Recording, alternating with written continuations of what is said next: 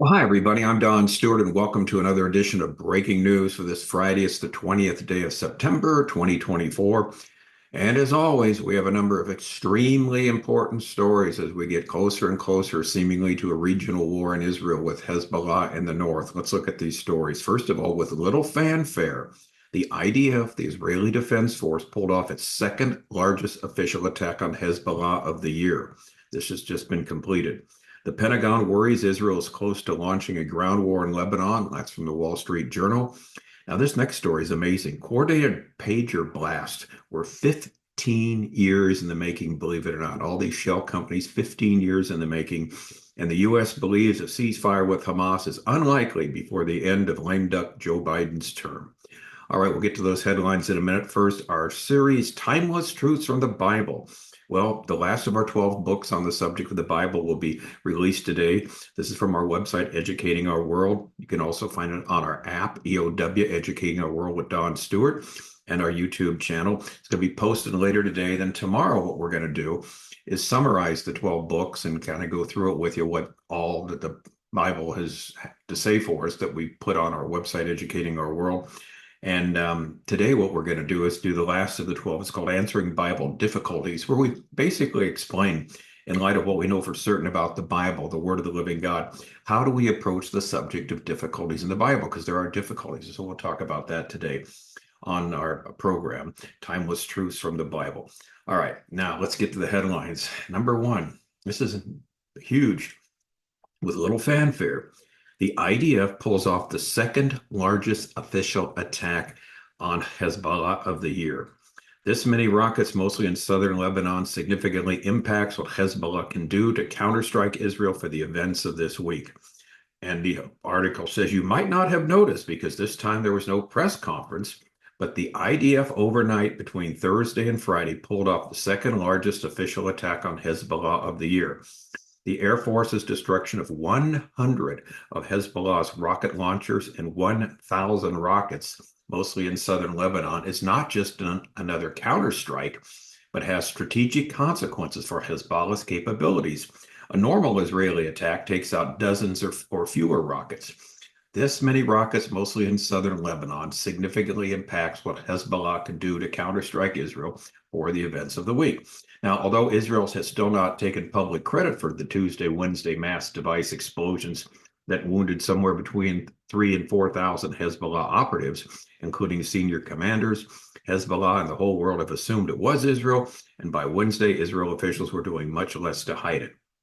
Hezbollah has, as we've mentioned, about 150,000 rockets pre-war, but not all rockets are equal, and they certainly don't have 150,000 rocket launchers. For example, Iran has 3,000 ballistic missiles, but only about 100 to 250 launchers. On August 25th, Israel had destroyed about 250 Hezbollah launchers and multiple thousands of their terror group's rockets, mostly in southern Lebanon. However, this is important. This does not mean that the group cannot launch large scale attacks on Israel. It still can. It's still a possibility. However, but Jerusalem is starting to chip away. On August 25th and then last night, according to Hezbollah, on Tuesday, Wednesday, with explosive devices at the quality of how Hezbollah could attack the Jewish state on short notice, especially short-range rockets on the north. So this is what's being chipped away, their ability to hit on short notice, the short-range rockets there in the north. So again, Israel is slowly but surely chipping away at Hezbollah's ability to cause real harm there in case of a major skirmish going on. Now, the article goes on to conclude there's no question that last night's attacks, along with August 25th and other events of this week, are far more than a tactical setback to Hezbollah.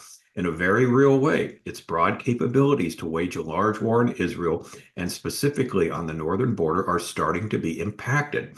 Following the strikes, the IDF, that's the Israeli Defense Force, published a list of guidelines for civilians in several communities and cities in northern Israel, telling them to remain close to bomb shelters. And that's quite awesome, quite interesting, isn't it?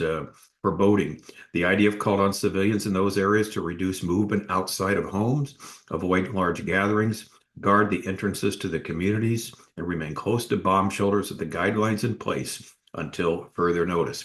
All right. So remember now, we have also a time frame here that's going on, a time limit to all this. The clock is literally ticking. Two things.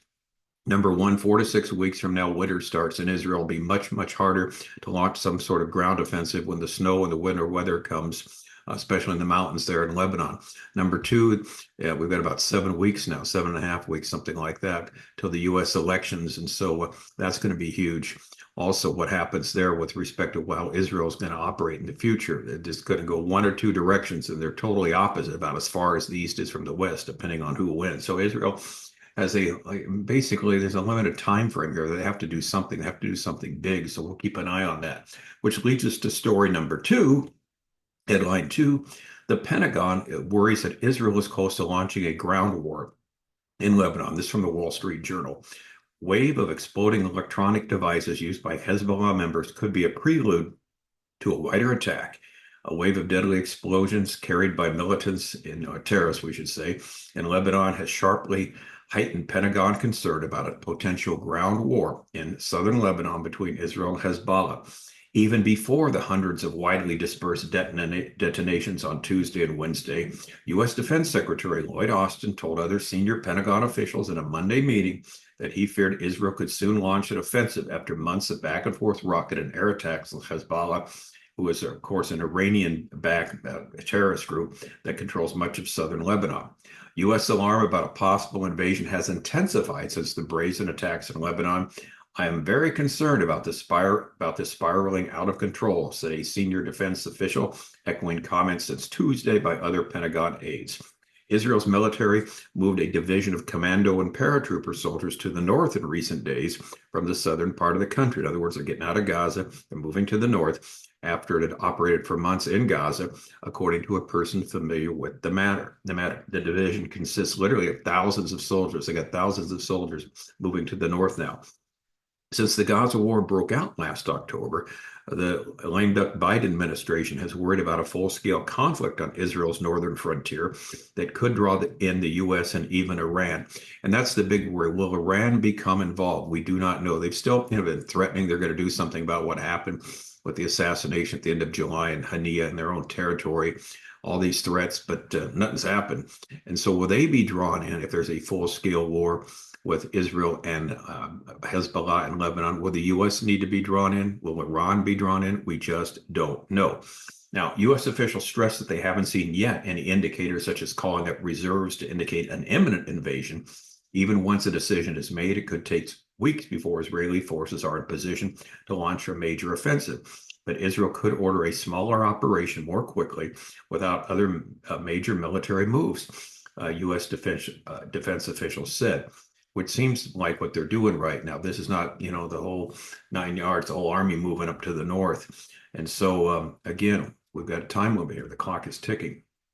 Okay, so Israeli officials said Wednesday they were beginning a new stage in their clash with Hezbollah unless the militant group pulls back its forces from southern Lebanon and halts cross-border rocket and mortar attacks, which would force the evacuation of tens of thousands of Israelis from the north. So in other words, they have to move like 18 miles away from the border, past the Litani River there. That was the UN guide there. In other words, 2006, when Israel got out of southern Lebanon, that was what was the United Nations basically gave this regulation now, and this is what Hezbollah and these other terrorists have to do. You have to move at least 18 miles away from Israel's border. No terrorists allowed. It's kind of like a no man's land, but that never happened. The UN was supposed to, with its soldiers, fill in the gap there, and they never did their job. And Hezbollah is right there on Israel's, northern border in southern Lebanon. So anyway, Gallant said we're at the start of a new phase in the war, allocating resources and forces to the northern area, and our mission is clear: ensuring the safe return of Israel's northern communities to their homes. He posted this on Wednesday. To do so, the security situation must be changed. It certainly must. Not only move these terrorists back, but also stop them from launching any rockets there. And so that's why it seems very clearly that something is going to happen. Something's going to take place soon. Now, this next story is really mind-boggling here. It shows you how Israel has been prepared for a long period of time. Coordinated pager blasts were 15 years. 15, can you believe that? 15 years in the making report says. American intelligence sources say plan involves shell companies, multiple layers of intelligence officers, and assets fronting legitimate companies. American intelligence officials said the operation to detonate thousands of communication devices used by Hezbollah in Lebanon was at least 15 years in the making. ABC reported this late on Friday. Planning for the attack involved shell companies with multiple layers of Israeli intelligence officers and their assets fronting a legitimate company that produced the pagers, the network said, adding at least some of those involved were unaware who they were really working for. Now, that's really covert action, isn't it? They weren't even aware. Now, ABC sources said 30 to 60 grams of explosives were inserted into the pagers along with an electronic trigger. According to reports in Lebanon, over 3,000 Hezbollah operatives were wounded when the pagers exploded. Another 450 more were hurt in the second wave of the attack a day later when hand radio devices also exploded. Now, Hezbollah has confirmed 37 fatalities in total, but Israeli officials estimated, rightly so, the death toll is much, much, much higher, as is the wounded. They will not tell the truth because it is so embarrassing for them. Okay, our last story, number 4, reports says U.S. believes Hamas ceasefire is unlikely before the end of Biden's term. Well, we finally hear them say this, something we've been talking about since, for how long, 8 or 9 months. The Wall Street Journal again reports that U.S. officials believe that a ceasefire agreement between Israel and Hamas is unlikely to occur before lame duck President Joe Biden's term concludes in January. U.S. officials now believe that a ceasefire agreement between Israel and Hamas is unlikely to occur. And again, this is a Wall Street Journal report that came out yesterday. Report which cited senior figures in the White House, State Department, and Pentagon, without naming them, suggests that while progress has been made in the talks, key issues remain unresolved. Yeah, really. No deal is imminent, said one of the officials. I'm not sure if it ever gets done. We'll tell you right now, it's never going to get done. At the same time, the official said that the administration will not stop in pursuit of an agreement, as they view as the only way to end the war in Gaza and stop the conflict between Israel and Hezbollah.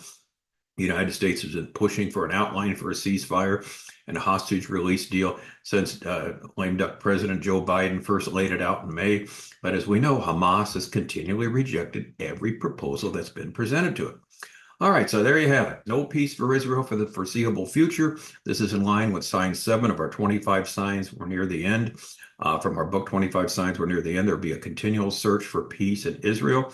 A book, of course, is a free download from our website, Educating Our World. Again, you can also get it on our app at EOW, Educating Our World with Don Stewart, which is in both of the app stores. Please take advantage of it. Everything is free on our website. All the materials there, 600 odd, videos, plus 65 full books. So in the meantime, while we're waiting for something to happen, for this other shoe to drop, and it looks like it's going to drop pretty big, we're going to continue to inform you about what's going on. We're going to also continue in prayer. Hopefully you're doing that every day. And above all, preaching the gospel, the good news of the Lord Jesus Christ, because that's the only reason we're here. The main reason is to tell people about not the second coming of Christ, but the first coming of Christ, how Jesus Christ, God the Son, became a human being 2,000 years ago, lived a perfect life, died for the sins of the world, rose from the dead, ascended into heaven, and will come back soon. Well, we don't know soon. We'll come back and judge the living and the dead. And so this is the promise we have in Scripture. We're thankful for it, and we're going to continue to relate to you what's going on supernaturally as God in His Word has told us what's going to occur as we see the stage being set amazingly, meticulously every single day, how things are falling into place as we document here for you on this program. All right, I'm Don Stewart again. Thank you so much for watching. We'll keep informed with what's going on. Again, later today, timeless truths in the Bible, answering Bible difficulties. What do you do when a Bible difficulty comes up? How do we answer this in light of everything that we know about the Bible, our first 11 books that we've talked about and summarized for you? Okay, until then, as always, may the Lord richly, richly bless.